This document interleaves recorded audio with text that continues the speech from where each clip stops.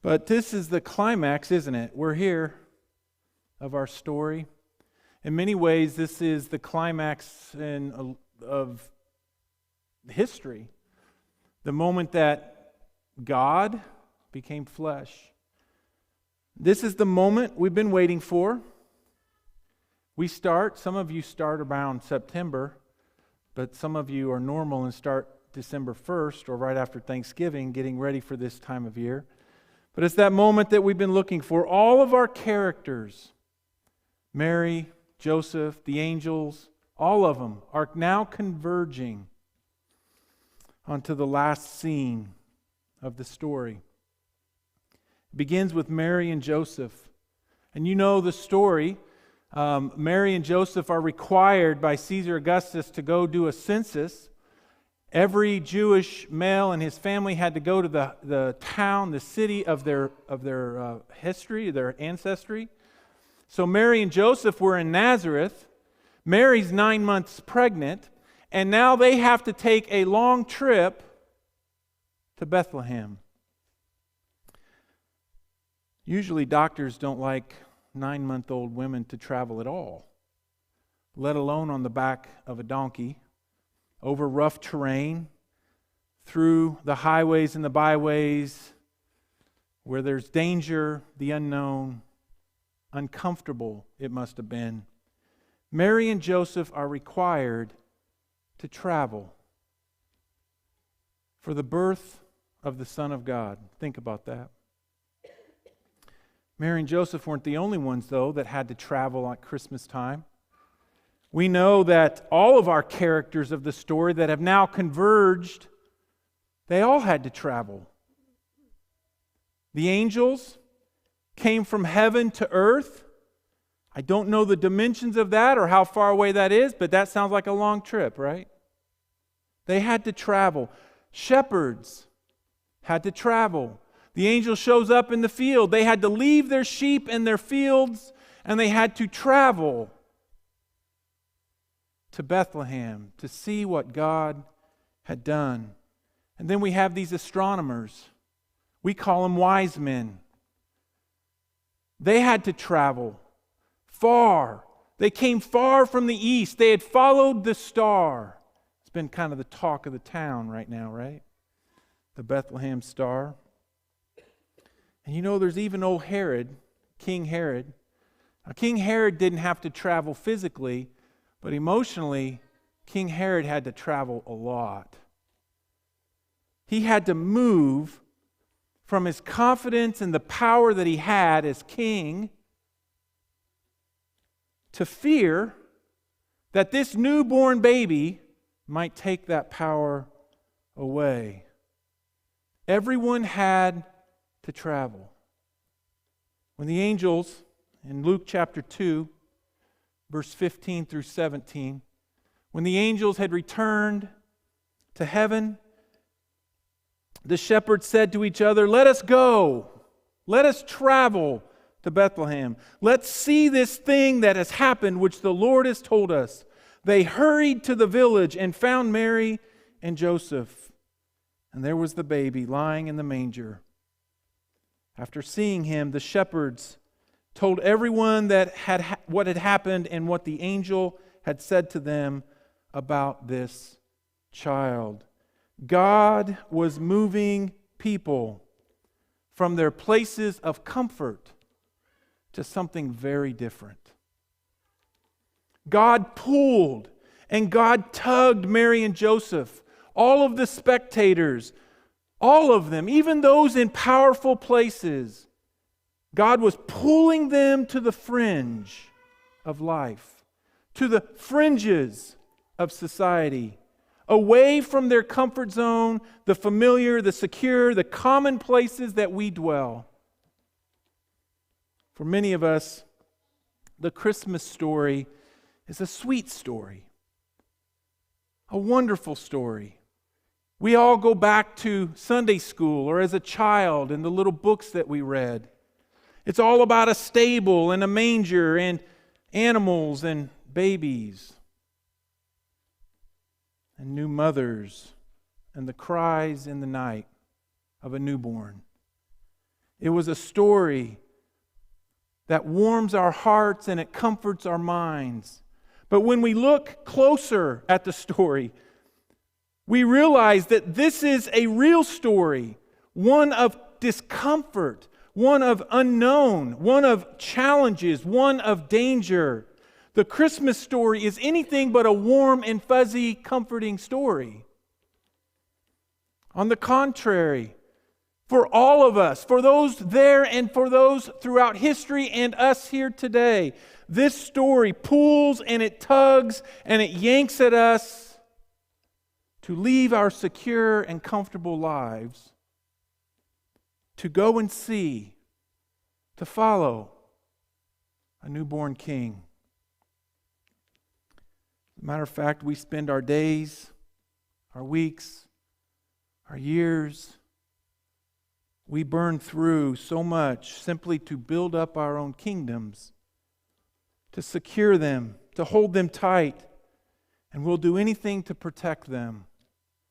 When I look at our traveling characters, the ones pulled away from their lives to come and see, I hear the words of this grown-up Jesus. What does it profit a person to gain the whole world and yet lose their soul?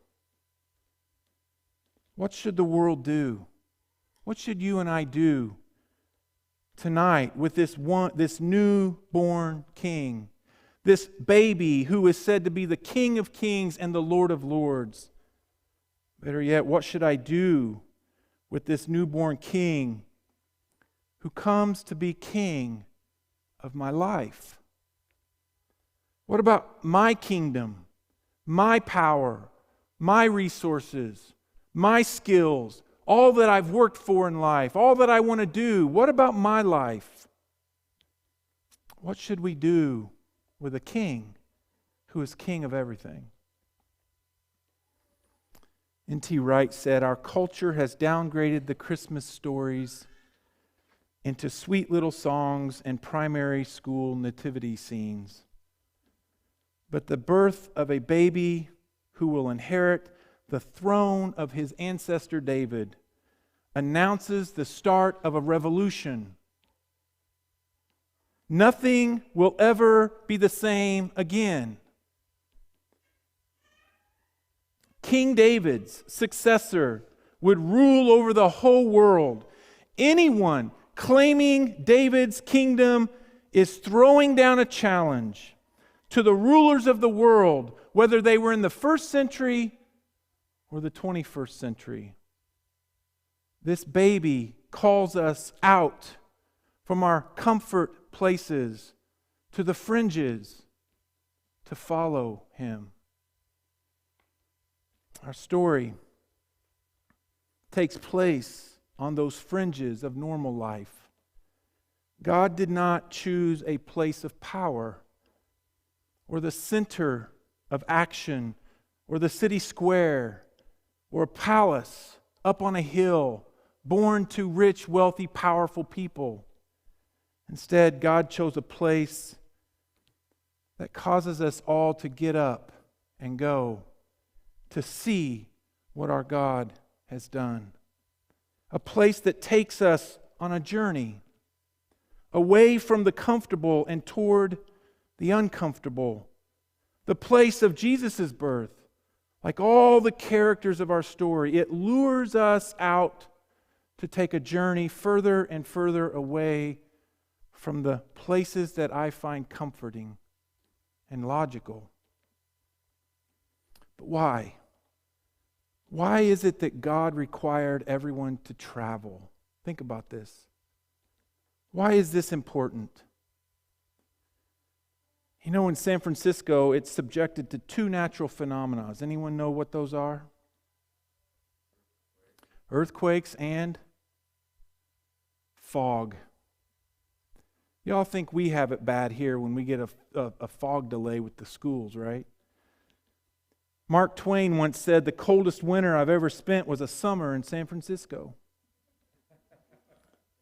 It's true that summers in San Francisco are considered the coldest season, mainly due to a dense fog that invades that city and hangs over it for months. The fog can be quick and thick, immersing itself through every cavity in the city. If you never leave the city, you might start to believe that the sun will never shine again. If you never leave the comfort of your home to go to the fringes of the city, past the fog, you may think that the sun doesn't exist. But if you will travel away from your comfort and to the fringes, there you will begin to see the sun shine again. There you will begin to see the blue sky and feel the warmth. On the fringes, out from the familiar and comfortable, away from the fog of life, the fog of this world's ideas, the things they tell us that are success, power, influence, they're all captured and inspired by a whole new way of seeing life.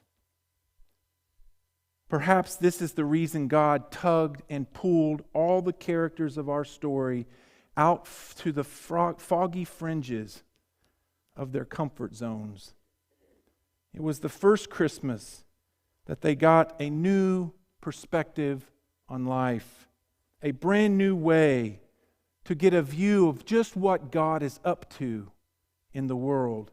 Jesus would not be a king who comes into this world with pomp and circumstance. There was no royal announcement. There were no trumpets that sounded. There was no celebration in the streets. Jesus would not be a king who comes to build a kingdom with the world's power, the world's wealth and force and politics. Jesus would be a king of a kingdom whose foundations are not built on the world's ideas of what it means to build up a nation, but Jesus would build a kingdom on love. A king who loves his people enough to put on flesh, to humbly come as a human baby to a poor, obscure, insignificant family out on the fringes of society in a little town, in a barn, a cave, in a manger. That's how he came. In a kingdom where a people who love their king enough to follow him completely. And a kingdom where its people live by their king's example and love one another as he has loved us. I think this is why the Christmas story moves us out to the fringes of our lives. His birth, out on the outskirts, gives us a whole different perspective of a view of a king and his ministry and his kingdom. And this king lovingly invites you and me out to the foggy fringes, to leave our comfort zones, to go out where he is, where we can vividly see Jesus doing what it is he does, redeeming, saving, making a very bad world a little better place to live. He calls us out. So I want to challenge you this Christmas Eve. I challenge you to not just sit and watch the Christmas story from a distance, but get up, move out on a journey that will take you to the fringes of our society, of our world. I challenge you to give your life to this newborn King. Go all in as you join and participate in his kingdom that will never end. I challenge you to give till you are uncomfortable, to love the unlovable, to meet the need of the needy, to comfort and help the widow and the orphan. These are the uncomfortable places in our life, the insecure places, the places we'd rather not go. But get up and travel to the foggy fringes of your families your neighborhoods, your communities, your world, you will see that it is out on the fringes where you will meet Jesus. When he said, "Follow me," it wasn't just a way to heaven, but it was a way to make a difference in people's lives forever. To bring the good news that this newborn king will be king of everything one day. And our job is to bring that kingdom a little at a time while we wait. There you will find Jesus, the everlasting one who will give you everlasting life. He has come so that we might have life and have life more abundantly. So let's go to the foggy fringes of our world. Let's travel this Christmas Eve to wherever it is that God calls you to bring the kingdom to a world that's hurting right now, that's confused. Bring it. Jesus, I pray right now that you would call us out, like the angels to the shepherds, to come and see what the Lord has done and come and see what the Lord is doing. May we give our lives to you, King Jesus, today.